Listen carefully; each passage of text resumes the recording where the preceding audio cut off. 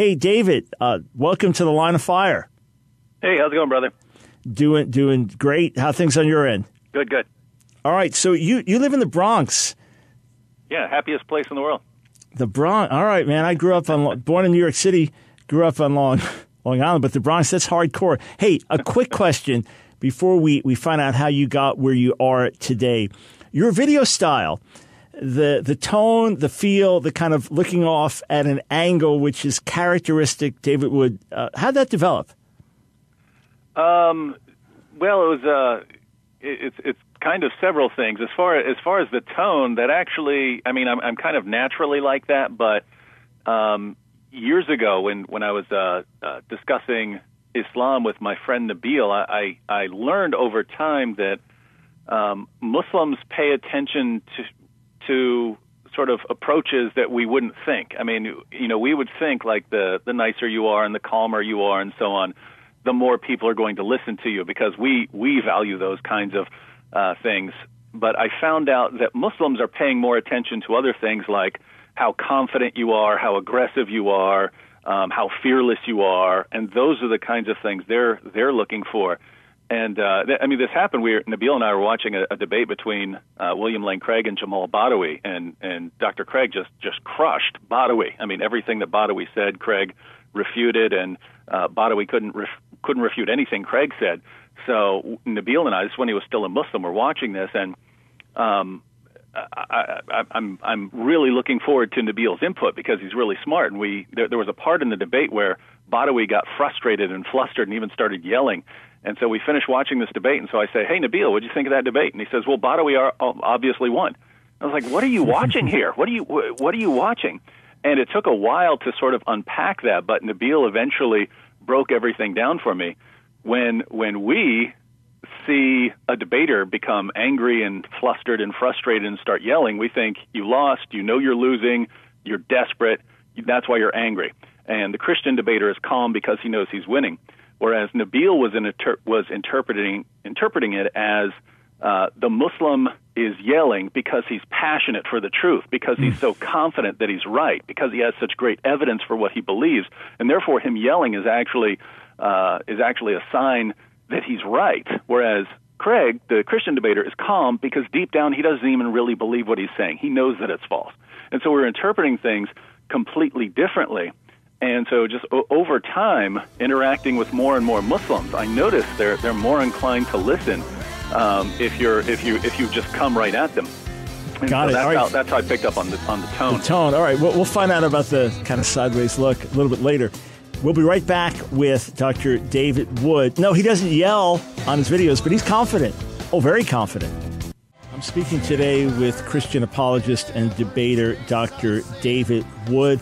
He's focused especially on debates with atheists and Muslims. We'll get into that, some of the specifics. If you have a comment or question, if you differ with him, would like the opportunity to speak with him directly, 866-348-7884. So, David, when I was a teenager, I had a couple years of real serious rebellion, was a heavy drug user, and my testimony is literally from LSD to Ph.D., and the most shameful thing that I did during those years of heavy drug use was, on a number of occasions, I actually stole money from my father to my lasting shame. But reading your story, you went a little further than that. So tell me about you, David, before you knew the Lord.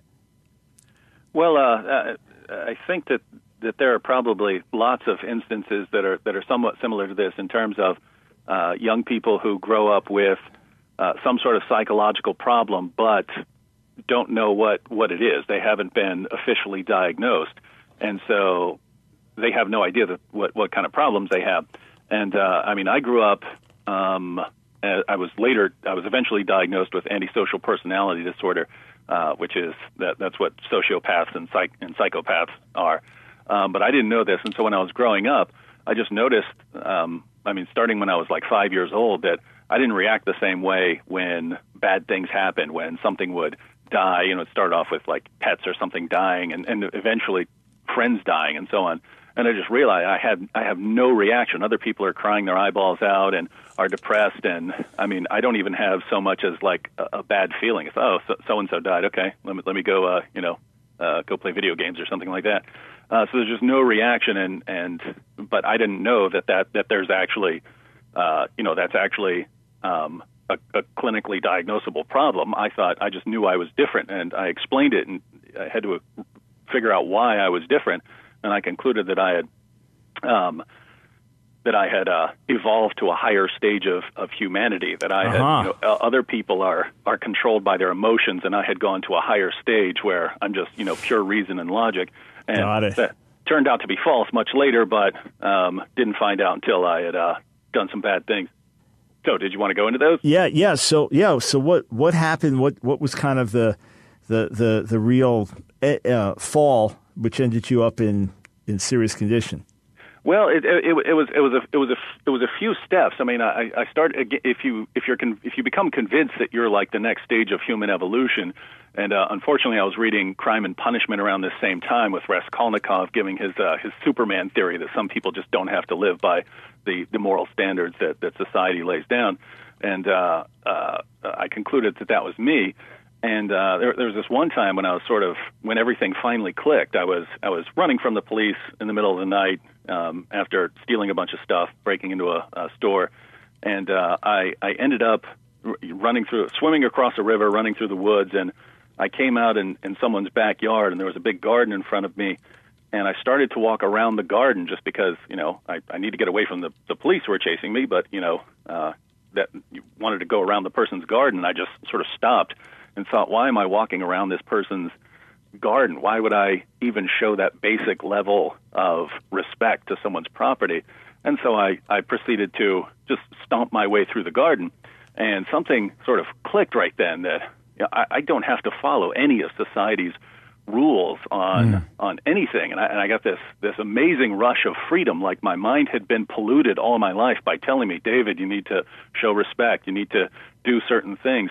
And that by doing the opposite of what I'd been told, that I was like cleansing myself out of this pollution that had been put into me by society. And that went on and on and on. And eventually, of course, I took it as far as I could possibly go with it.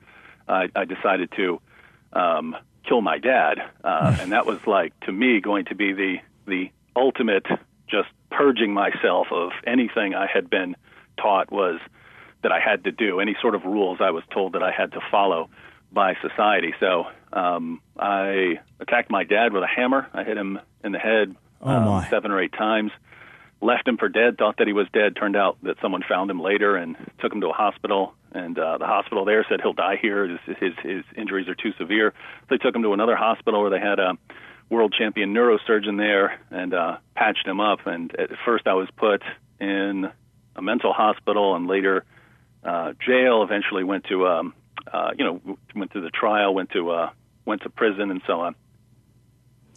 All right, so you end up, you're in prison. You are diagnosed with a condition that would put you in the class of a sociopath. You end up with a Ph.D. in philosophy from Fordham University, married, 4 great kids, and very productive in the kingdom of God, sharing the gospel in a reasoned way. What happened? How did your life change so dramatically? Well, I was in jail, and I was in the dorm, and we would just there'd be fights all the time, and other than that, people are playing cards and so on. And there was a Christian in the dorm there with us, and he was an interesting fellow. He had turned himself in for 21 felonies. He'd become a Christian and went to the police and confessed everything he'd ever done, and they charged him with 21 felonies. And the guy was interesting because when there would be a fight, he wouldn't watch it. And later I would ask him, I said, "Hey, why weren't you watching that fight?" He said, "I was praying that it would stop." And so this is kind of not ordinary sort of guy you'd be running into in jail. And one day he was reading his Bible, and I walked up to him and I said, "Hey, do you know why you're reading the Bible? You're reading the Bible because you were born in the United States. If you've been born anywhere else, you believe in something else. If you've been born in China, you'd be a Buddhist. If you've been born in India, you'd be a Hindu. If you've been born in Saudi Arabia, you'd be a Muslim, because people like you believe whatever you're told to believe." And that was just silly because, in terms of where the universe came from and how life formed, I believed everything that I was taught. It never occurred to me to really question those things. And so there is a consistency problem. But something interesting happened is this guy, his name's Randy, he just tore me to pieces. And it wasn't by like overwhelming me with facts or something. It was just he started questioning things I was saying. Where did I get that from? Why do I believe that sort of thing? And over time, I started realizing I just have no reason for any of these things that I just take as obviously true, just because I'd absorbed them over time. And so Randy and I eventually got into a fasting battle where he wasn't trying to battle me, just he would fast for long periods of time, like 7 days at a time, and I would go more just to beat him because I couldn't, I wasn't beating him in arguments or anything. And I fasted so much. I'm about 250 pounds. I got down to about 150 pounds, which is bad for a guy who's 6'3". And they stuck me in an isolated camera cell so they can watch me. They thought I was trying to kill myself. I'm trying to beat the Christian. They think I'm trying to starve myself to death. And it was back there that I really started wrestling with a lot of issues. Started thinking about design in the universe and where my beliefs had gotten me, and am I really the greatest person in the world? And I was reading about Jesus at the same time, and it kept hitting me as I'm reading. This guy's obviously better than me. Why do I think that I'm the ultimate stage in human evolution? And it was just going through lots of sources. I eventually just got to the point where I realized, what am I thinking, that I'm the best person? I'm like the worst person. I mean, I'm in here for bashing my dad's head in with a hammer.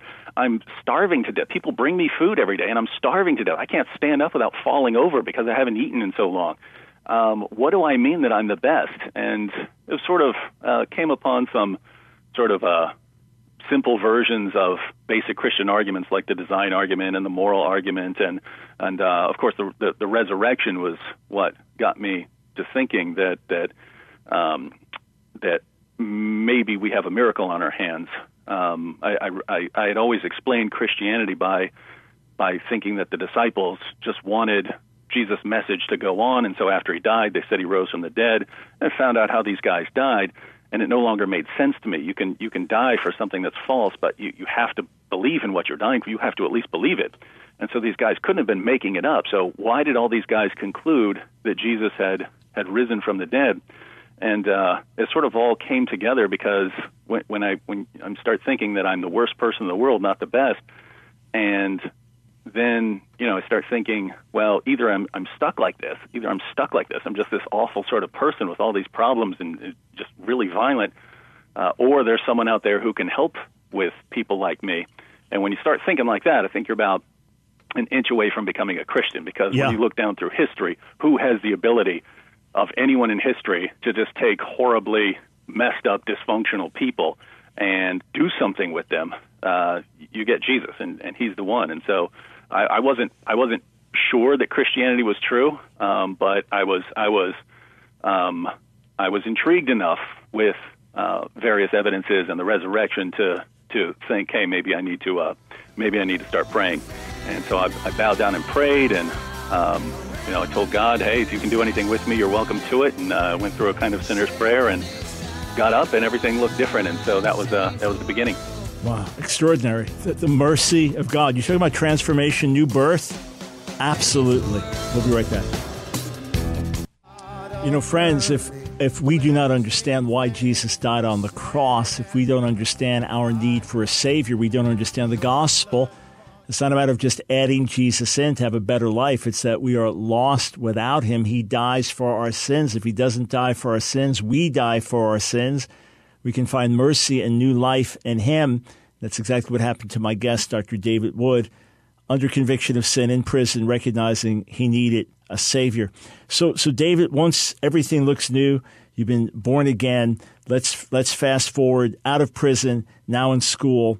What happens that's significant on your journey, and a significant roommate that you had?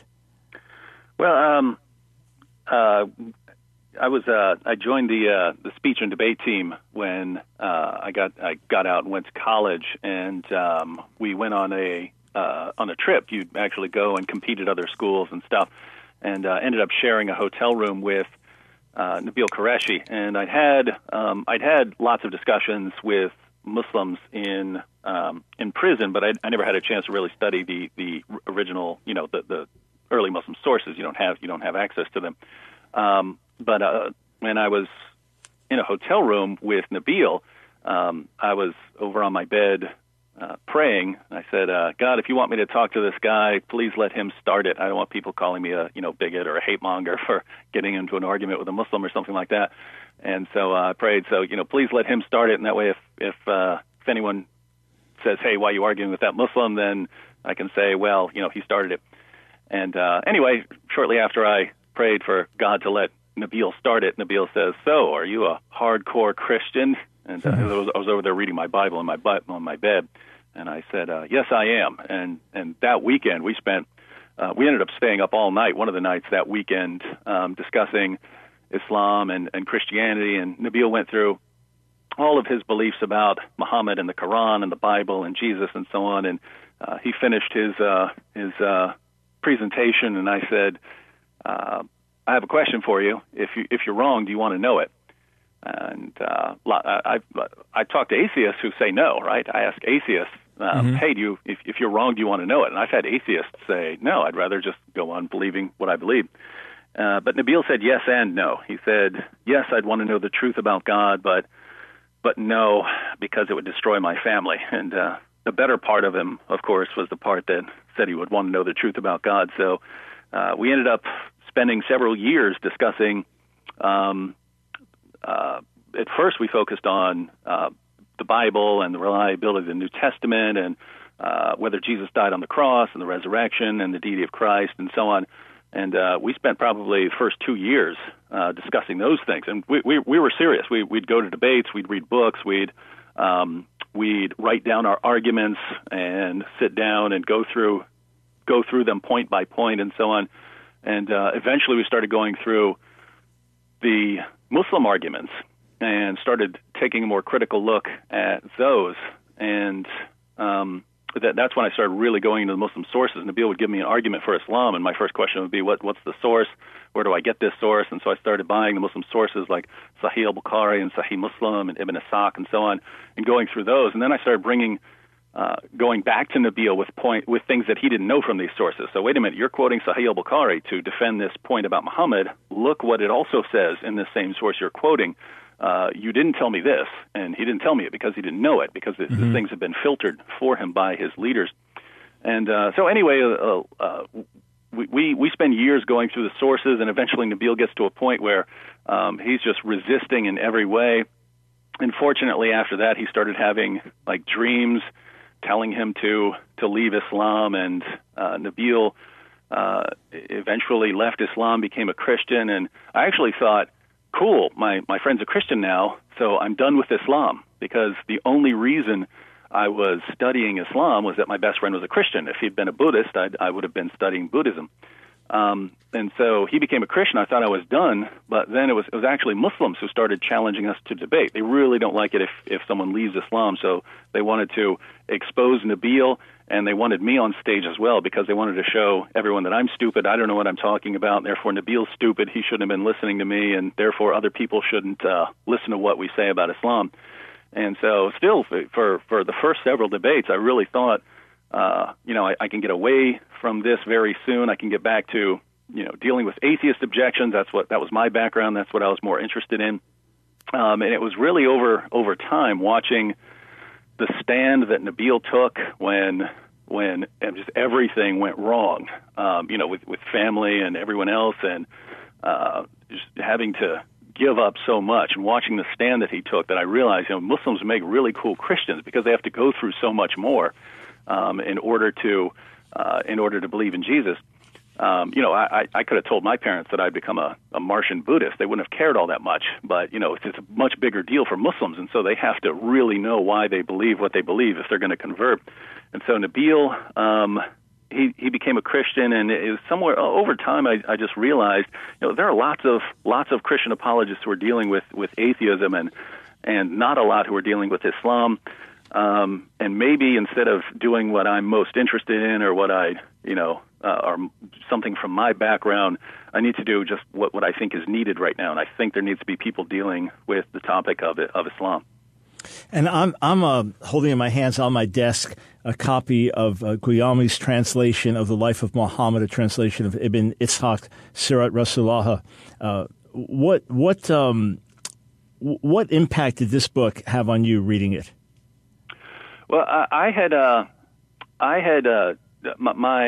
one of my undergraduate degrees was in philosophy, but it was with an emphasis in religious studies, and so I studied various religions as part of my degree. And I took a course in Islam, and it was taught by a Muslim, and we were given books to read. And I actually wrote a paper on what a wonderful job Muhammad did in Arabia, because I was reading all these modern books on Muhammad, and he really sounded like a great guy reading these books for class. And going back to Ibn Ishaq, which is our earliest detailed biographical source on the life of Muhammad, it's you get a completely different picture than what you get from modern sources.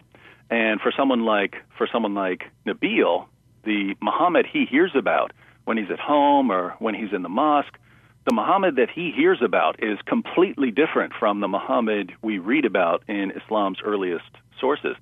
And so I started going to Nabil with passages from Ibn Ishaq. Hey, look at this. This is our earliest source. Look at the things he did. Look at this right here. And he, like many Muslims will, rejected the source. He said, "Don't come to me with Ibn Ishaq. Come to me only with Sahih al-Bukhari or Sahih Muslim." And why that's interesting is Sahih al-Bukhari and Sahih Muslim are much later sources. And so Muslims throw out their earliest source and go with later sources because they don't like what the earliest sources say. And so started going to Nabil with the later sources, and even then he eventually had to start rejecting things because it was just it was so different from what he had been taught about Muhammad, and he really liked the Muhammad that he'd been raised to believe in. But and this is true for almost any Muslim you run into. They have this mental picture of Muhammad based on the information that's been filtered for them. And that's why it's important for us to learn what's in the sources, to go to the Muslims so that they can make a more informed decision about Muhammad. Right, and really the difference between the gospel faith and the faith of Muslims is the difference between Jesus and Muhammad. We'll be right back with Dr. David Wood. If you have a question for Dr. David Wood, 866-348-7884. David, what's the best place for folks to follow you online, a website, YouTube channel? Where would you like to direct them? If they just type in David Wood on YouTube, I mean, they'll get a bunch of videos that are angry at me and responding to me. But if you type in David Wood, you can get to my channel on YouTube. Okay, great. That works well enough. Yeah, you'll find out that when you take stands on this, you have videos by folks that don't like you that much. It means you're doing a good thing. It means that people are waking up. All right, so let's talk about Islam for a moment. Mm-hmm. If the majority of Muslims worldwide are not like ISIS, are not like Al-Qaeda, and in their mind, they want Islam to rule the world or take over the world. They believe it's the right faith. But they have a more idealistic view of Muhammad. They think of him as the perfect man and even nonviolent and humble and all these other things. And that to them is authentic Islam. And they genuinely believe it's a religion of peace.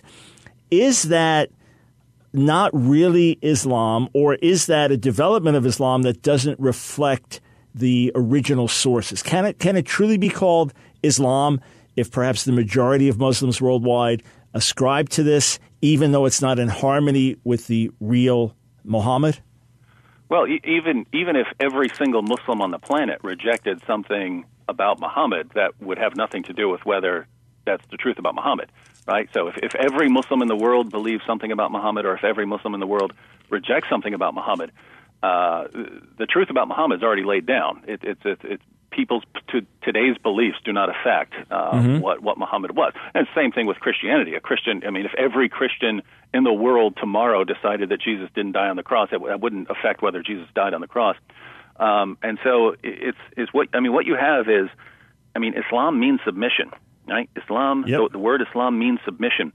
And this doesn't just mean that you have to submit to God. If Islam just meant you have to submit to God, then Christians and Jews would agree with Muslims. Of course, we have to submit to God.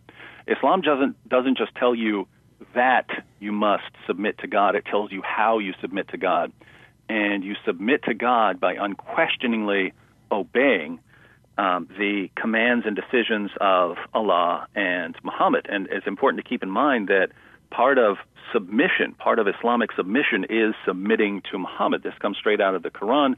I'll read you chapter 4, verse 65. Allah says, "But know, by your Lord, they can have no faith." So Muslims can have no faith. By your Lord, they can have no faith until they make you, Muhammad, judge in all disputes between them, and find in themselves no resistance against your decisions, and accept them with full submission. So this saying you have no faith, you have no real Muslim faith, unless you make Muhammad judge in all disputes and you have no resistance against Muhammad's decisions.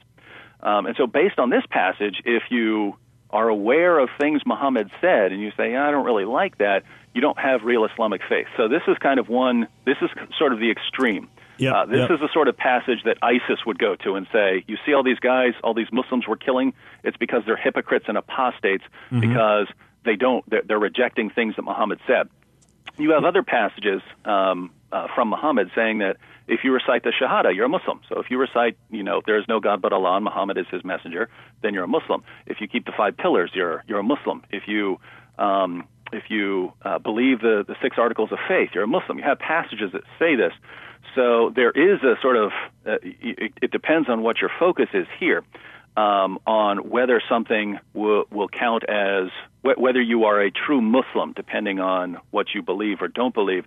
But that is separate from the question of what does Islam teach on doctrines like jihad. Got it. All right, we come back. Let's ask the question, is it possible to separate Islam as a religious faith from Islam as a political and legal system? We'll be right back with David Wood. Thanks for joining us, friends. Speaking with Christian apologist David Wood. David, before I get to the political question, in my years of Semitic studies, I had 3 years of classical Arabic, so I fully understand that when someone says Islam means peace, no, it doesn't. It may be the same root, salama, but it's the 4th form of the verb and then a noun derived from that, and it means submission. Anyone that knows Arabic knows that. So if you see a publication put out by Muslims, and Muslim leaders, I don't just mean somebody on the street that's got an opinion, but put out by the local mosque, and it says Islam is the religion of peace, and the word Islam means peace, is that in your mind willful deception? Is there any way that anyone who knows Arabic could make that mistake? I don't see how, but it's just a fact that there are lots of Muslims who are out promoting Islam and defending Islam and saying things who don't really know what they're talking about. And Nabil and I went to an ISNA meeting. That's the International Society of Islamic Society of North America. We went to the meeting. We went to their Dawah task force meeting. So they're actually meeting in there to discuss how to use Islamic apologetics. And Nabil asked the leader, after the meeting, he went to the leader and said, hey, you were saying that the Quran has been perfectly preserved. What do you do with people like Ibn Masud, who didn't agree with the number of chapters that are in the Quran today, or Ubay ibn Ka'b, who didn't agree with the chapters that are in the Quran today? What do you do with these? And the guy goes, I've never heard of any of these people. These guys are like central figures in the early Muslim sources, and this guy has no idea who they are. And I didn't get the impression that he was trying to deceive us. It was just he really doesn't know what he's talking about. And so it's always possible that a Muslim makes a pamphlet or puts something out and says Islam means peace. The word Islam means peace because they've heard that and they've never investigated it. But it's also perfectly possible that the Muslim's trying to deceive people, and that's kind of the problem. Is when we see false claims, and Islam allows false claims in certain situations, we kind of don't know, is this person just not well informed, or is this person actually trying to deceive us? Have to dig a little bit deeper to try and figure it out. Yeah, and certainly there are many sincere Muslims that are misinformed, and many sincere Muslims who have studied issues for years and are experts in legal issues and philosophical issues and language and have memorized the Quran, and others that will willfully deceive. The reason I brought it up is that I downloaded a 55-page document from mosques in England saying that Islam is not a religion of terror. Terrorism is not Islam. And it has quote after quote after quote from original sources that would back the position, and they were denouncing the terrorism being done in the name of Islam, which, of course, is praiseworthy. You want them to do that. But the very first paragraph said that Islam means peace. And I thought, well, how in the world could they do that? I mean, they've got quote after quote from Arabic sources, and it does make you wonder. But the question then, as we go back to the original life of Muhammad, as we see that Islam spread with the sword, and yes, there was a message of monotheism and turning from idolatry and things like that, and an ethical lifestyle, a lot of it borrowed from Judaism that Muhammad called for, but it expanded by the sword, and it does have a legal system with it. Can you separate Islam, the religion, from Islam, a political and legal system? Well, we can separate things in our mind, and we can separate them sort of in practice, but there's no concept of that in Islam. Islam is meant to be this sort of comprehensive system where, again, Islam means submission. What are you submitting to? You're submitting to God. Well, how are you submitting to God? You're submitting to God by obeying his commands and the commands of Muhammad. Well, then the question is, what are the commands of God and Muhammad? Well, that includes things that Muslims have to do, things like saying their daily prayers and fasting during the month of Ramadan and taking the pilgrimage to Mecca and giving alms and so on. It includes things that are required of Muslims. But the difference between Islam and other religious systems out there is that Islam has rules for the unbelievers as well. The unbelievers have to submit. If you're a Christian or Jew, you have the right to pay the jizya in acknowledgement of your inferiority, your inferior status in society and in religion, and continue practicing your Judaism or your Christianity, although your rights are limited. You can't just go out and preach the gospel to Muslims, for instance. Right. So those are the restrictions placed on us. People like pagans or atheists have it even worse. They have to convert or die. Yep. And so the submission here, you submit to Allah and Muhammad. As a Muslim, you do certain things, but some of the things that you are to do is to subjugate other groups and other peoples so that you can enforce the commands of Allah and Muhammad. And so that's where politics comes in. And that's why even though you might have individual Muslims or Muslim communities, or you have Muslims in certain in a certain status in society where they're not able to subjugate other people. If that's the case, if they're not able to impose Islamic law on other people, they don't have to until the situation arises where they are able. But the goal is ultimately the subjugation of other people and the establishment of Islamic rule over the entire world. Yeah, so in short, we could say that while Islam brings subjugation, the gospel brings liberation.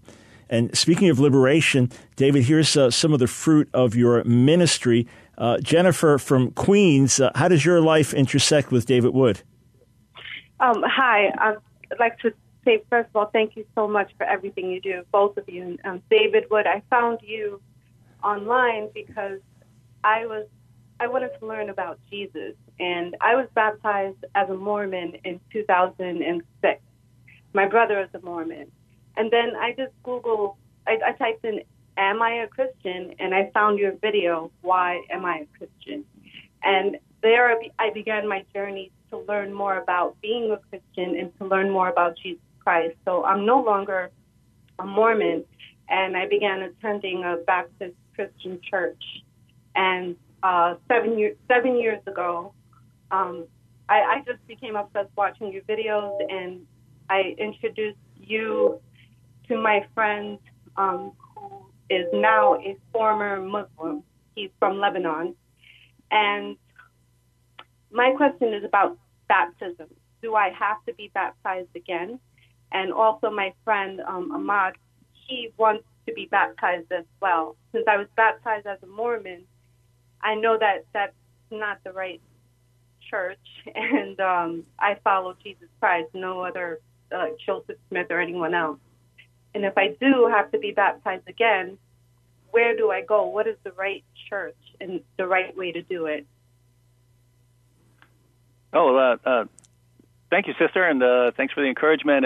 And glad I could help. I'm by no means an expert in baptism, so I'll share my thoughts, and then Dr. Brown can correct me if I'm wrong. But I would say you should certainly be baptized again in an Orthodox Christian church.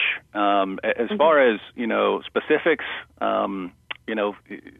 in the ancient world, baptism was the word means basically to dunk. So yeah. So I would say find a good church that is preaching a true gospel and that is going to dunk you in the name of the Father, the Son, and the Holy Spirit. And by the way, I go to church in Queens, so if you ever want to come by church with me, you're welcome to it.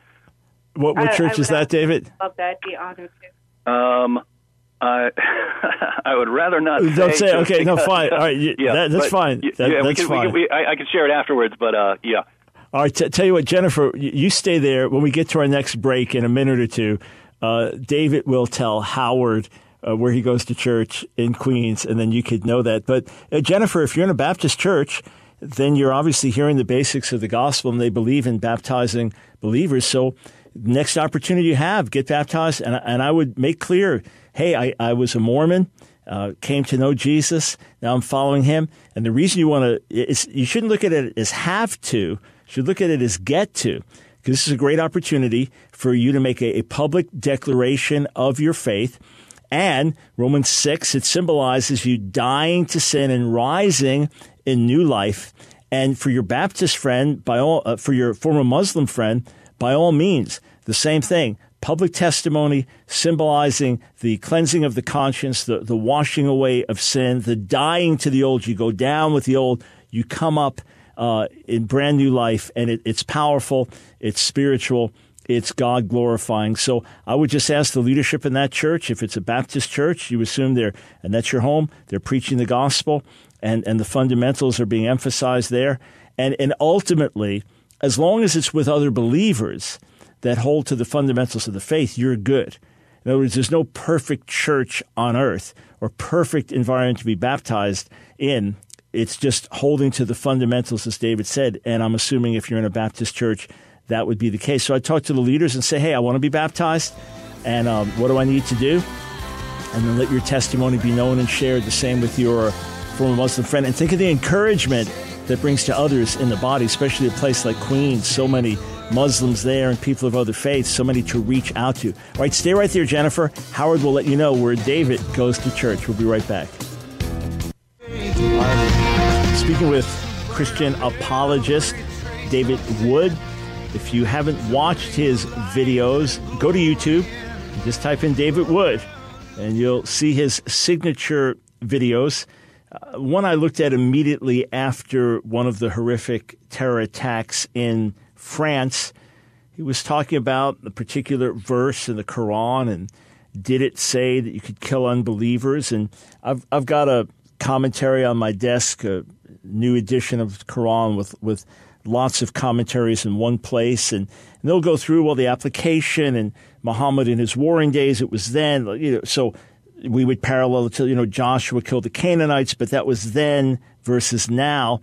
And David, in this particular video, you were explaining that there can be an Islamic justification, that people are doing, quote, harm in the land. It's somewhat ambiguous as to what that actually means, that they could be killed. They could be put to death by Muslims. So what's the rationale that some of these terrorists use? And it's not like saying I went out and committed suicide because I read that Judas did it and Jesus said, do likewise. It's not based on taking something out of the Bible and twisting it. It's based on taking something in the Quran in a somewhat consistent fashion and carrying it out violently today. Yeah, well, there's a massive difference. Well, there are many differences, but there's a massive difference between the Bible and the Quran and other Muslim sources when it comes to the issue of violence. Yes, you can point to fighting the Canaanites and things like that, But if you ask yourself, hey, if I read this book from beginning to end, what are the final marching orders for the Christian? In other words, what are the commands that are actually directed towards me? Well, I'm not commanded to go fight any Canaanites. That's part of a specific covenant there. I'm commanded to love God with all my heart, mind, soul, strength, love my neighbor as myself, love even my enemies, as far as possible, live in peace with all men. These are the commands that are actually directed to us as our final marching orders, as the things we are supposed to do. In Islam, it's actually somewhat reversed. The peaceful passages that Muslims quote, there is no compulsion in religion. If you have a dispute with an unbeliever, then you say, to you be your religion and to me be my religion. These are not the final marching orders. These are from different periods in Islamic history. But when you read the Quran from beginning to end, and it's important to keep in mind that the Quran is not arranged chronologically. You have to go to outside sources to put it in order. But when you read the Quran in the correct order of revelations, it's the final marching orders, the final takeaway message is Surah 9. It was the last major surah revealed. And this is where you have Surah 9, verse 29, fight those who do not believe in Allah. This is where you have so many different passages, both directed towards Muhammad, like Surah 9, verse 73, where Muhammad is commanded to wage jihad not only against unbelievers, but also against hypocrites. So Muslims who are claiming to be Muslims but aren't fully submitted to his commands. That's directed towards Muhammad, fight not only unbelievers but also hypocrites. And so anyway, if people wanted to know why ISIS fights other Muslims, that's part of the command there. Chapter 9, verse 123, O you who believe, fight those of the unbelievers who are near to you and let them find in you hardness. You had earlier commands in the Quran to fight in self-defense, to fight people who are attacking you, to fight aggressors or oppressors. But the final marching orders over and over again are about fighting people based on what they believe. And so the difference between the Quran and the Bible is if you read both books beginning to end, the final takeaway message as far as how you are to interact with unbelievers are very different. In Christianity, you don't go out and violently subjugate people in the name of Christ. I mean, if there was ever a time to defend Christ with a sword, it was in the garden, and Jesus responded with, "Put your sword away." In Islam, the final marching orders, the final takeaway message is that you have to, when you're able, violently subjugate unbelievers in the name of Allah. If you're not able, then you can promote a message of peace to protect the Muslim community. But the goal, again, is the subjugation of the world. And Muhammad himself said that he had been shown by Allah that the world would be subjugated to the authority of the Muslim community. And so that's the goal that Muslims are to strive for. Now, again, just to be clear, because I pointed out that as a Muslim, if you are not in a position to subjugate the world, you are to promote a message of peace and tolerance.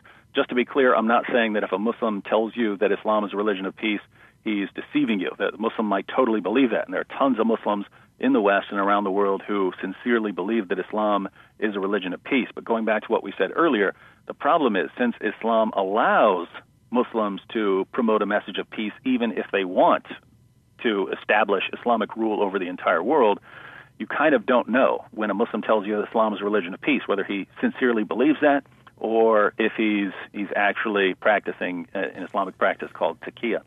Yeah, so if you develop a relationship with someone, watch their life over a period of years, you, like anyone else, you can get an idea. We can all be deceived. You can be deceived by a pastor that's living in sin.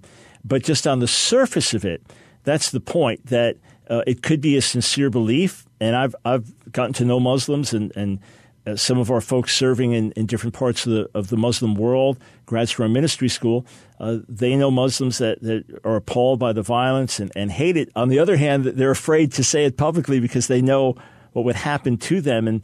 And would you say it's an oversimplification if we said that whereas Muhammad killed his enemies, Jesus died for his enemies? I mean, Muhammad did all kinds of things, but that is a world of difference. And even, sort of some of their last words, Jesus on the cross, Father, forgive them, they don't know what they're doing. Muhammad died calling down Allah's curses on Jews and Christians. So these are two just radically different kinds of individuals here. Yeah, and friends, if you question this, if you're listening, we know many of you listen and you're Muslims and you differ. Just go back to the sources, to the earliest sources, to the Quran and the earliest life of Muhammad, and just see, is that the model man? Is that the perfect man? Is that the one whom you want to emulate? You want to raise your children to emulate, and then take some time to find out who Jesus is. Since you do believe in Jesus, you believe that he's important, you believe he's a prophet, just take some time to read his actual words and to read from people that were right there, eyewitnesses, people that knew him and lived with him. Read his actual words, read the story of his life, and then compare it prayerfully.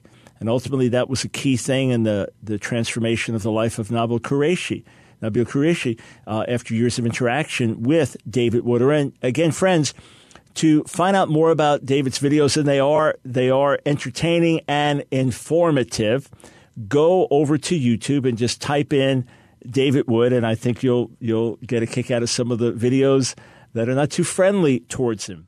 I'm speaking today with Christian apologist David Wood, has a Ph.D. in philosophy from Fordham University. He was in jail as a young man for the attempted murder of his father. He was as antisocial and his behavior and personalities could be. In prison, he met the Lord, was transformed, and has had a great ministry preaching the gospel through debate and dialogue with Muslims, with atheists. And there's a lot that we can learn along the way interacting with David. Great to have you on the air with us today, David. Let me ask you this. You've done 40, 50 plus moderated debates so far. Is that right? I think I'm getting close to 60.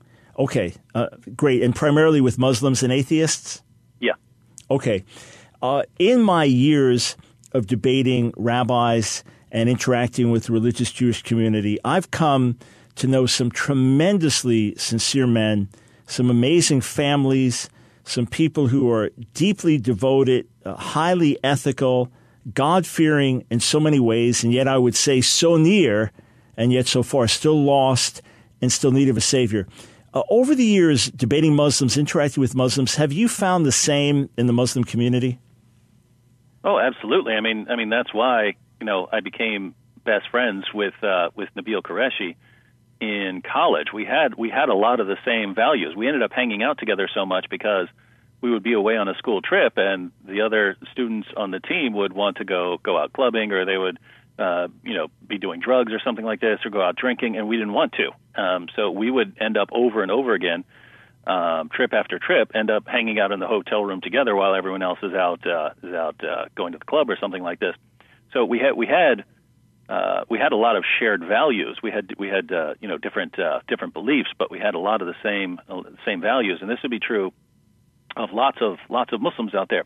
The Muslims are people who believe in God, believe that they were created, believe that they're created for a purpose, believe that God sent messengers into the world, has given us instruction. Muslims, as far as what the Quran says, that Muslims are required to believe that God gave Jews revelation, that God gave Christians revelation, and so we have a certain level of connection there, and this can be used positively or negatively, because there are people who will say just focus on the similarities and not on the disagreements. Just focus on the things we hold in common, and the disagreements aren't important. But I mean, the disagreements are like the core of the Christian gospel. When the apostles went out and started preaching, they always emphasized Jesus is Lord. He died on the cross for sins. He rose from the dead. And so if that was their takeaway message, that needs to be our takeaway message as well. But those are the areas where Islam disagrees with us. So in Islam, Jesus didn't die on the cross for sins. He didn't rise from the dead, and he certainly isn't Lord in Islam. And so as far as the Bible is concerned, we should be addressing those issues. So anyway, as far as why the areas of agreement are kind of a blessing and a curse, there are lots of Christians who think, hey, we don't need to really focus much on Muslims because, they already believe in God, they already believe in Jesus, and they already believe in scriptures and so on. But really, though, it's those areas of agreement that can help bind us together in friendships, and can be used as kind of a springboard into further discussions. Because if you're talking to atheists nowadays, you might have absolutely nothing in common ideologically with an atheist. If you're talking to a Muslim, you're talking to a guy who already believes that God created the world, that Jesus is the Messiah, that Jesus performed miracles. Lots of common ground there to then go on and say, hey, this guy is obviously very important. Maybe we should want to learn all the truth about him. Got it. We'll be right back. Thanks for joining us on The Line of Fire. I'm going to go to some questions that are being sent in for my guest, Dr. David Wood. To follow him, to watch his videos, to see more of what he's doing in debate and dialogue, just go to YouTube and search for David Wood. If you'd like to call, 866-34-TRUTH, 866-348-7884. David, is the God of the Bible the same being, same personality, same character as the God of the Quran? Well, there are some similarities because Muhammad he sort of rebels against his own culture, and in the 7th century Arabia, the alternative to polytheism was not atheism. The alternative to polytheism was monotheism, and so Muhammad aligns himself with the Jews and the Christians, and puts himself in the same line as the biblical prophets. And so he's taking, and even in his earlier revelations, it's clear that he takes the Jews especially as authorities in matters of religion. He's even told by Allah, if you doubt the revelations we're giving to you, ask the people of the book, ask the people who read the book before you. So Muhammad could only confirm his revelations by making sure that they line up with the revelations of Jews and Christians. So there's obviously going to be plenty of similarities there, but there are significant differences as well. Both Jews and Christians believe that God is our Heavenly Father, and in Islam, God is a father to no one. The highest relationship you can have with Allah, according to the Quran, is a slave to master kind of relationship. The God of the Quran has no love for unbelievers. You have to love God first, and then He can respond to your love with His love. And this is the sort of love that Jesus condemns in Matthew 5. If you only love those who love you, how are you better than tax collectors and sinners? It's completely different from the gospel message, where we love God because God loved us first. We were yet sinners when God saved us. So very different. And of course, if you're talking about the Father, Son, and Holy Spirit, then the Quran denies this, even though the Quran does not accurately understand what Christians mean by the doctrine of the Trinity. So you have, again, some similarities there, but you do have significant differences both in the nature and character of God. Yeah, and the Quran, of course, the Al-Fatiha, the opening chapter, and this is recited through the day. God's described as Ar-Rahman Ar-Rahim, so merciful and compassionate. And it says elsewhere, Innahu at-Tawwab, that He is oft relenting. To the one that is oft repenting, Allah is oft relenting. And yet, a Muslim never has assurance of forgiveness of sins. They could practice all the pillars of Islam, and they could be absolutely devout and devoted, and yet they do not know that they'll end up in paradise versus hell. Correct?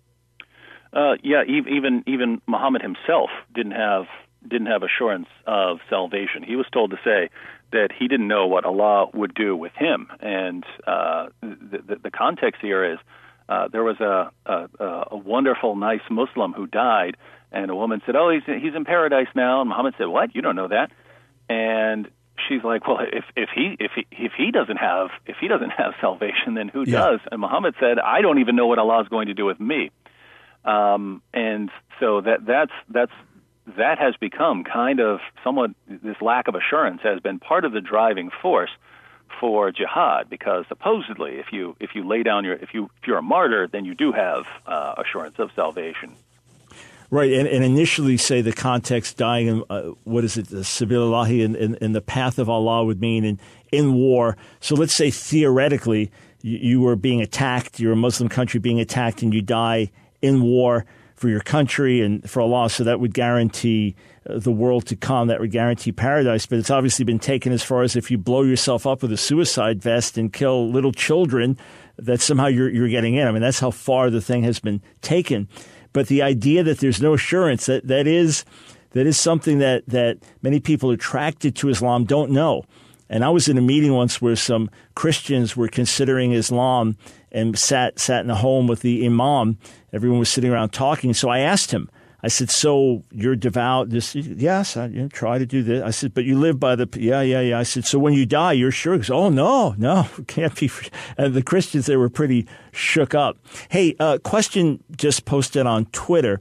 Please explain taqiyya and when Muslims can use it. So the whole idea that deceit can be practiced in certain legitimate circumstances. You said earlier, it's hard to know if someone is sincerely saying something or if you don't know them at all, right? If they're sincerely representing Islam as a religion of peace and that's what they believe, or if they are denying the truth just for political purposes. Are there rules as to when it can and can't be used? Yeah, I mean, because there are people who, anytime a Muslim says something, they think the Muslim is lying to them, and they've heard there's a doctrine called taqiyya where Muslims can lie to unbelievers and so on. In the Muslim sources, it's applied in certain situations. The one that many Muslims are familiar with is if they're being threatened with death. So if someone says, "Hey, we're here, we're killing Muslims," and are you a Muslim? According to the Quran, chapter 16, verse 106, a Muslim can deny that he is a Muslim. He can even curse Muhammad in that situation if he wants, in order to protect himself from being killed or from persecution. So that is a version that many Muslims are familiar with, but it's applied in a bit different situation when Muslims are not able to subjugate unbelievers. The Quran promotes sort of hostility towards unbelievers, and the Quran says not to be friends with Jews or Christians, not to take Jews or Christians as friends. They are friends of each other. But there's an exception, and that's if you need to protect yourself from unbelievers by being friendly towards them. In other words, if you're in an area where you can't subjugate the unbelievers and they outnumber you, you as a Muslim have been told to violently subjugate them.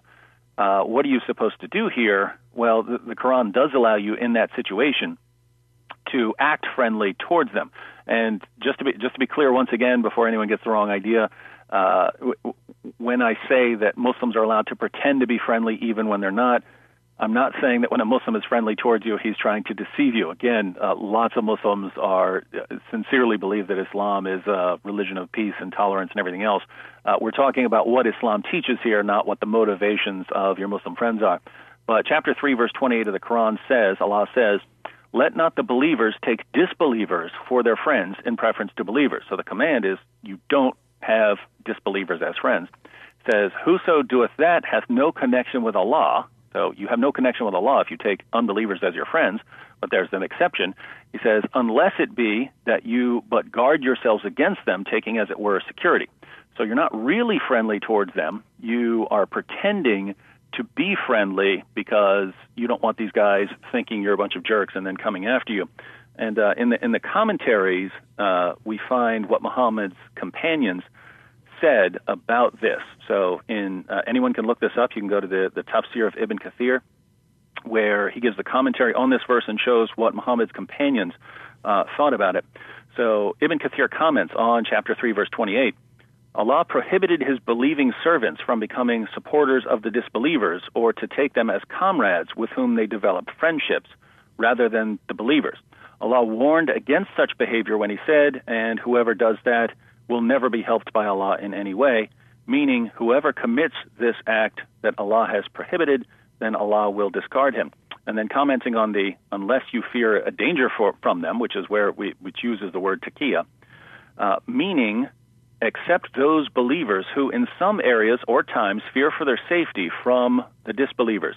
In this case, such believers are allowed to show friendship to the disbelievers outwardly, but never inwardly. Al-Bukhari recorded that Abu Darda said, "We smile in the face of some people, although our hearts curse them." Al-Bukhari said that Al-Hasan said, "Taqiyya is allowed until the day of resurrection." So here, Ibn Kathir, this is the most respected Muslim commentator of all time. And he cites Al-Bukhari, who is the most respected hadith collector of all time, and he cites two companions of Muhammad, Abu Darda and Al-Hasan, who talk about the doctrine of taqiyya. We smile in their faces while cursing them in our hearts.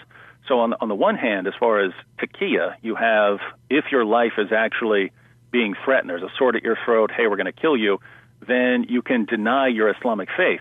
But this, in Surah 3, verse 28, this is not about denying your Muslim faith. It's about denying your intentions.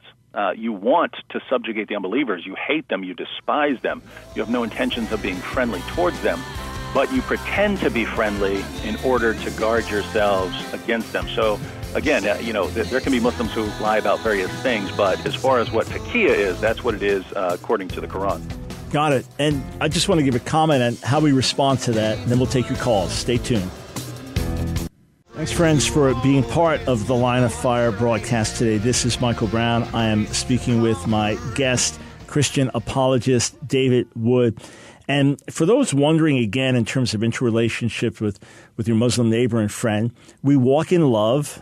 We believe the best. We are people that don't expect evil just when we meet someone. We're going to be gracious and kind and reach out. So my posture is going to be that I'm not going to be foolish, but I'm not going to have all these walls up and think, well, everything you tell me is just a lie meant to deceive and it's calculated. I'm going to walk in love and have that attitude towards others. And then if there is sin, if there is deceit, let it be exposed. David, is that the attitude that you've used in terms of relating on a personal level with Muslims? Oh, yes. And I mean, I found by experience that lots of, I would say most Muslims who are talking about Islam being peaceful, here in America at least, sincerely believe that. So, I had lots of Muslim friends over the years, and several of them left Islam and became Christians. And when they became Christians, they didn't say, hey, by the way, I was lying to you when I said that Islam was a religion of peace. I was just trying to trick you. They really believed that, and they came to realize that they were wrong. And so, that's been my experience. Got it. David, just 2 minutes before the break here, but when a Muslim who's been raised thinking that the Quran is this perfect book and only aware of this one text and it's perfect, doesn't have contradictions, and then they start reading the Bible and, well, this text says this and this version says this, and they get confused. If you just had a soundbite this in a couple of minutes, how do you get them to have confidence in the Scriptures? Well, I mean, there are lots of ways, but I mean, I've found by experience that when they have that level of confidence in the Quran, it's almost never based on them actually studying the Quran and developing this confidence out of a study of the Quran. They've been told by their leaders and their apologists that the Quran's been perfectly preserved, not one letter's ever been changed, the Quran contains all these scientific miracles, the Quran is perfectly consistent, all of these things that are absolute nonsense if you actually go to the Quran and investigate it. And so I find that it's helpful to sort of respond to the things they've been taught and to actually spend some time going through those claims and helping them realize that, hey, the things you've been taught about the Quran are not accurate. You need to take a closer look at what it means for a book to be inspired, how you would know that a book is the Word of God, because based on the criteria the Muslims are laying down, perfect preservation and things like that, the Quran fails those tests. So what then are the tests of an inspired book?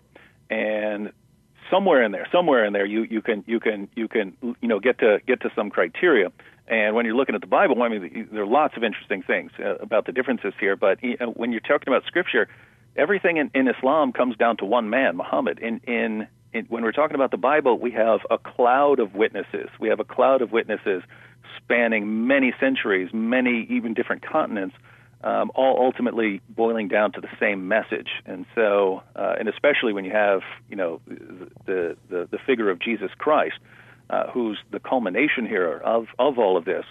If you know that Jesus Christ rose from the dead, and we can know this historically, if you know that Jesus rose from the dead, then this is God's sort of key act in history. And if God is raising Jesus from the dead, and this is his most important act in the history of salvation, then you can start putting together a case for the Scripture, because now it makes perfect sense. If God is doing this amazing thing, He's obviously going to preserve the message. Yeah, well said, clearly said. We'll be back. We've got 30 more minutes with David Wood. Hey, Harold, I'm going to answer your Twitter question. Yeah, if you've got visual arts game development skills, get the gospel out in parabolic form. Yeah, use your skills to communicate the gospel. Yes. Thanks, friends, for joining us on The Line of Fire today. My special guest is Dr. David Wood, Ph.D. in philosophy from Fordham University. He's had nearly 60 moderated debates, primarily with Muslims and with atheists, himself radically converted from a very lost life, and now bringing the good news to a wide range of people. You can follow his ministry by checking out his videos on YouTube. They get lots of views for good reason. Go to YouTube and type in David Wood, and you'll find his videos and find out more. David, I'm always in the midst of controversy one way or another, asked for or not. And I find when I talk about Islam, I'm going to get hit from two different sides. I will write about radical Islam, and I will explain why terrorist acts have their grounding in Quran and in historic Islam, etc. But I'll refer to it as radical Islam because I know that there are many Muslims who do not relate to Islam in that way. So I get slammed from the one side, from the Muslim side, saying this is not Islam, ISIS is not Islam, etc. Then I get slammed from the other side. Don't say radical Islam. All Islam is radical. All Islam is violent. How do you sort out that terminology issue? Do we distinguish radical Islam from Islam? Do we try to prove that radical Islam is true Islam? Or are we concerned about not pushing away Muslims from dialogue by branding them all as terrorists? What's your take on that? Yeah, I don't think there's any solution to the problem of language here. Someone's going to be upset no matter what we say. So the people who are saying, hey, stop calling it radical Islam because it's just Islam, I mean, in a way, they're right. I mean, if Muhammad said that he'd been commanded to fight people until they say that there's no God but Allah and that Muhammad is his messenger, and that's not some radical version of Islam, that's Muhammad himself. I'm not quoting the Al-Qaeda handbook here. I'm quoting Muhammad, whom Muslims are supposed to submit to. So if we focus on that, then we'd have to say that's what Islam is, and Muslims who are not following that, that's like Islam lights or something like that. But at the same time, we do need to distinguish between your average Muslim in the streets who just is living his life and working and goes to the mosque and fasts during Ramadan, but he's not trying to kill anyone, and people who are actually trying to kill us. So we need meaningful distinctions, but no one's going to be happy no matter what terminology we use. So I think at the end of the day, we just need to carefully explain our terms as we go on. I'm using this term this way because of this and this and this. Got it. Yeah, and again, I'm trying to be accurate, and I'm trying to be pragmatic, and obviously we're not going to satisfy both sides. Hey, another Twitter question: have you ever invited Zakir Naik to a debate? So an Indian Muslim cleric, have you, or is he someone you want to debate? Yeah, as far as I know, all of the the Christian debaters who deal with Islam have challenged him. I've challenged him. James White has challenged him. Nabil Qureshi's challenged him. Sam Shamoun has challenged him. Jay Smith has challenged him. Naik is really one of the saddest things ever, that Muslims look up to Naik as this champion debater when he really had a brilliant strategy. He debated a couple of people years ago, most of whom no one's ever heard of. He's only debated one person that I've ever heard of. That was William Campbell. But Nike's approach was to debate people, only debate people who've never debated before, people who had no debate experience, and to get them on stage and to, normally an experienced debater, or someone like this who's an experienced orator, is going to win some easy points on someone who isn't an orator or who doesn't have a lot of debate experience. So Nike did this. He faced a couple of people that no one's ever heard of. And then now Muslims think of him as this champion debater when all the experienced Christian debaters have been challenging him for years, and he always backs down. He always refuses to debate. So brilliant strategy if your goal is to mislead people into thinking that you're an actual debater. All right, 866-34-TRUTH, the number to call. My guest, David Wood, top Christian apologist, debating with Muslims and with atheists. I want to switch over to atheism in a moment, but just another Twitter question. Is there one English translation of the Quran that you most highly recommend, or a compilation of the Hadith in English that you most highly recommend?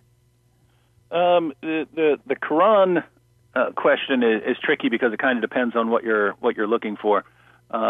If you want something that's not going to be watered down, you'd probably want to go with a Salafi translation. So the Haleli Khan translation was put out by Salafis, and so they tend not to try to water down things. So that's the Haleli Khan. As far as what's the most popular, what Muslims are most likely to be using, that if they're using a Quran, an English Quran in America, that would probably be the Yusuf Ali translation. It's just I just see lots of people using and distributing Yusuf Ali translations of the Quran. As far as what is sort of easiest to read, the Oxford edition of the Quran is translated by a Muslim, but I just found that it's really easy reading. He's a good writer of English, and he does tend to water things down more than say the Haleli Khan. But if you're just trying if you're trying to make it through the Quran without giving up, the Oxford edition of the Quran is easier reading. And I say that because, you obviously want an accurate understanding of the Quran, but the Quran is very, very, very difficult to read. The 20th century atheist philosopher Anthony Flew said that to read the Quran is a penance rather than a pleasure. It's just like you're punishing yourself reading this Quran because it's disorganized, it's jumbled together, very, very difficult reading. And I'm not saying that because I don't believe in it. I mean, I find other Muslim sources to be very interesting, but the Quran not so much. As far as the Hadith, there aren't a lot of options on the table. So I would stick with whichever collection you go through. There are 6 main collections, but I would go with the Darussalam editions. That's the publisher, the Darussalam publishers, with their editions of the Quran, just because those are the ones that are being used, and others are sort of I don't think that the others are ever going to become more popular. So I would stick with the Darussalam editions of whatever Hadith collection you're going for, and that would at least get Sahih al-Bukhari. And you know what's interesting? When I immerse myself in learning another perspective, I'm Jewish, but I didn't grow up in a very traditional home or anything like that, so I had to learn the literature later.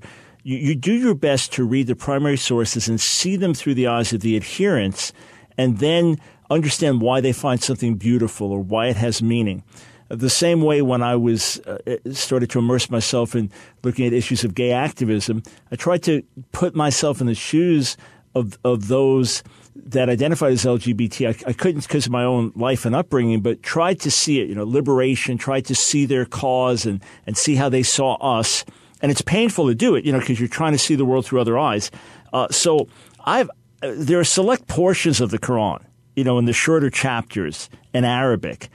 And I can understand I understand the power of it and the force of it and how it, it's chanted beautifully and all this. But I read a lot of it. It's like, I don't see the power and the beauty of it, to be honest, Yeah. But with that, let me shift over to atheism, because when I met my wife, Nancy, I was a believer at 19. She was a staunch atheist when we met. She had been since she was about 8 years old. And then God saved her, brought us together. So that's been since 74, married since 76. And I've done my best to try to see the world through the eyes of an atheist. And I almost get there, I think, but I can't fully get there. Nancy would have to help me understand something. When I debated Bart Ehrman years back on the problem of suffering, I went over a lot of my opening arguments with her, and some she said, no, that doesn't mean anything to an atheist. And I would tell her what a brilliant argument it was, and she would dismiss it. And she'll sometimes draw my attention to something on Facebook where Christians respond to atheists as Christians without even trying to understand the atheist viewpoint. As someone who came out of atheism, do you find that lack in the church as well, that our response is not often really scratching that atheist itch or addressing the issue they're raising? Yeah, and this is an area where lots of Christians would have more in common with Muslims in a sense. Certainly not on violence or something like that, or terrorism, but in terms of sharing belief in God, and there's a purpose to the world, and there's a God out there, and something happens after we die. This is all completely different if you're talking to an atheist. And so certain, like if someone were to ask me, what's more rational, Islam or atheism, that's kind of a difficult question to answer. On the one hand, there's so much that's irrational in Islam, but Islam can deal with the big questions, right? Islam can deal with the big questions of how we got here, why are we here, how important are we, what is the meaning of life? Islam can deal with those kinds of questions. Atheism really can't, and I mean that's sort of the heart of the issue to get down to, because atheism, as far as its popular expression nowadays, is kind of grounded in really superficial thinking. They think they have answers to big questions, and you dig just below the surface, and there's just nothing there, and they don't realize it, because lots of, especially the more aggressive atheists, they spend so much time attacking that they never really evaluate their own positions. And that's something I found by experience, that I spent years attacking everything else and just taking my own beliefs as an atheist for granted. And as soon as I started questioning my own beliefs, they crumbled very rapidly. And one thing that struck me, though, is that some atheists have an extremely high view of the God they reject. In other words, if he was really that good and really that loving, he couldn't possibly tolerate so much human suffering and pain, or create a world in which he would know there's such suffering and pain. So, yes, they're rejecting God, but sometimes they're rejecting him because the God they were hoping for and looking for didn't seem to be there.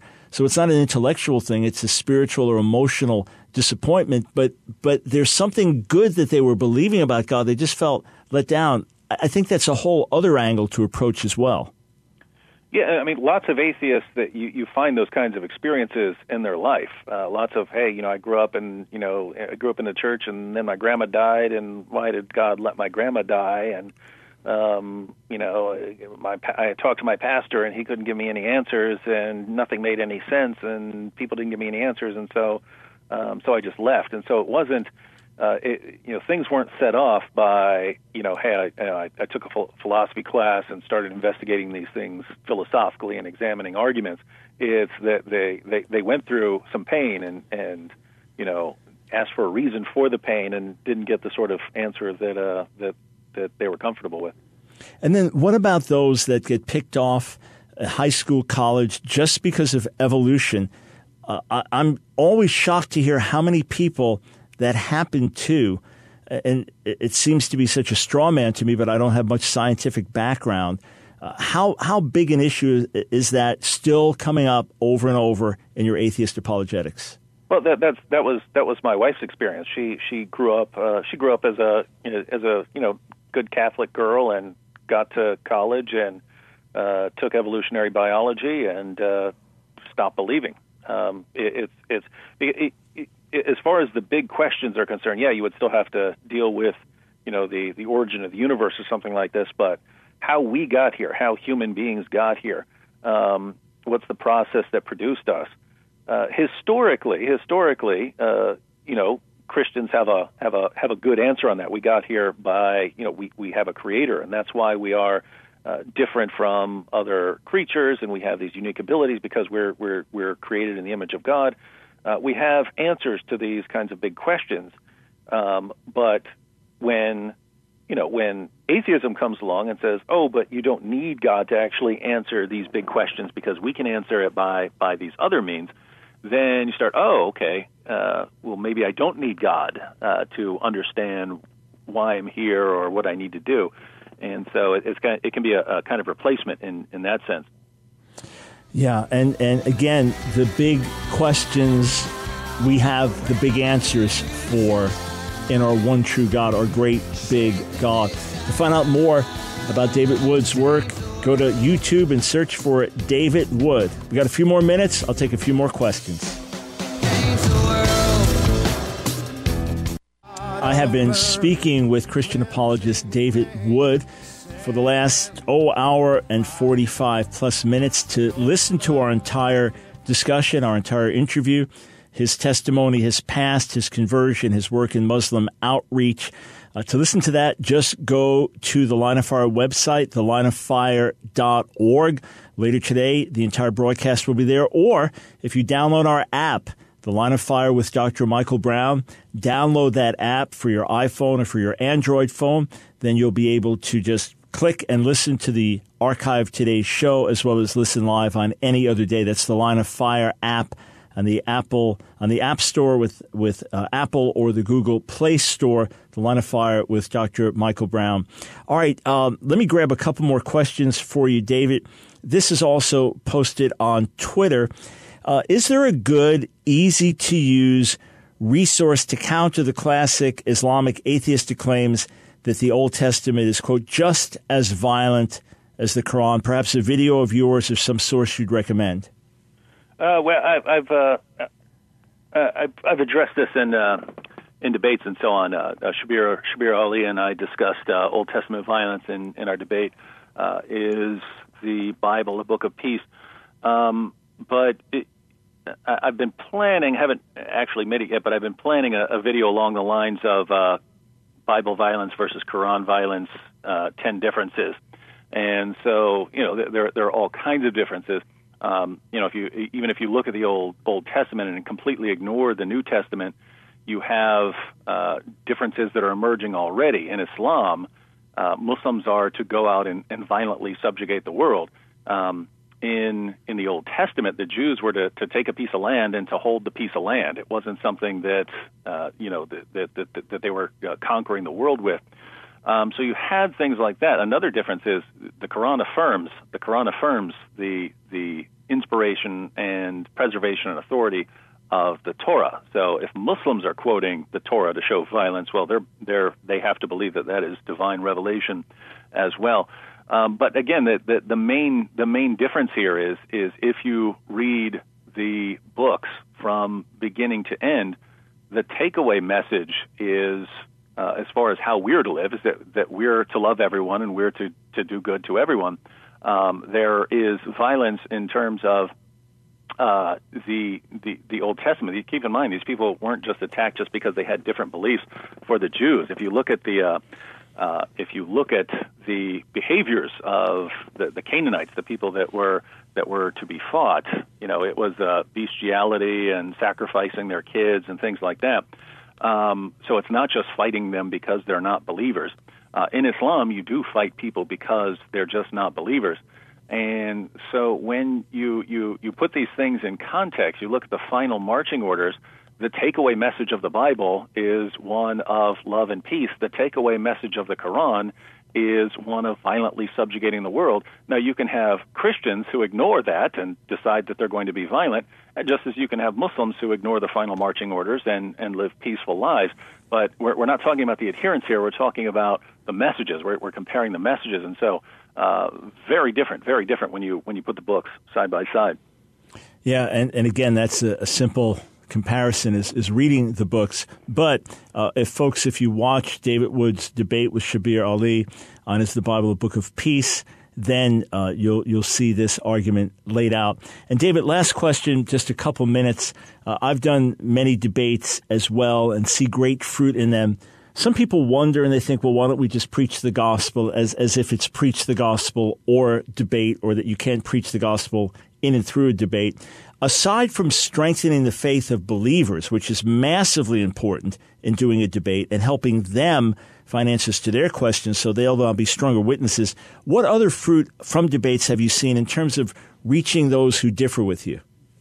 Well, I mean, I've even, Nabil and I, we weren't formally debating, but, we spent years arguing and discussing these things, and he eventually left Islam and became a Christian, but others do as well. I mean, I had probably 5 or 6 debates with a Muslim named Farhan. He eventually left Islam, and this guy. I mean, he was a member of the Muslim Debate Initiative. So, this guy's James has debated him. Lots of people have debated Farhan. I think that was Nabil's first debate. He debated Farhan, but this is a guy who left Islam. So even debaters can be impacted by the debates. But as far as the average audience member, I think the most important benefit of the debates is that most people aren't apologists, whatever their background, atheists or Christians or Muslims or whatever. And so they don't know all the arguments and they don't know all the responses to the arguments. And so lots of Christians and atheists and Muslims are convinced that even though they don't have all the answers, they really think that their apologists do. Right. Lots of atheists out there just think that Christians are such complete morons that if you put someone like Richard Dawkins or something on stage, he's just going to completely humiliate them, and the Christian will walk away with his tail tucked between his legs. And so for an atheist to get up there and see a Christian even putting forward a rational defense and holding his own, that has a psychological impact. Wait a minute, I thought all of you were just stupid, mindless people. And if you're a Muslim, you think it's so clear. We've got all the evidence on our side, the scientific evidence of the Quran and the perfect book and the perfect man. Our guy's going to crush this Christian. And with a Muslim, they hear all of this information that they've never heard before, right? That they didn't hear from their mosque and they didn't hear from their leaders. And so sort of all the way across the board, what you're looking for is kind of a light switch moment where it's like a light goes on. For the Muslims, it's like, hey, I've been told all of my life that the evidence is so clear, and now I'm seeing that it's not. If my leaders didn't tell me the truth about this, what else have they not told me? Maybe I need to look into this for myself. That's the sort of light switch moment for a Muslim. And with an atheist, it's similar. It's, wait a minute, I thought these guys were complete morons. I thought these Christians were totally stupid and that atheists were the smart ones. And here, this Christian is obviously really, really intelligent and yet continues to believe in Christianity. Maybe I need to reconsider my position that these guys are really just stupid people. Maybe I need to look into this a little more carefully. So that's kind of the goal. It's usually not, hey, I just watched a debate and therefore I'm converting or something like that. These things normally take a lot longer to unpack than an hour and a half or 2 hour debate. So you're looking to sort of help spur people on to go and start looking into these things for themselves.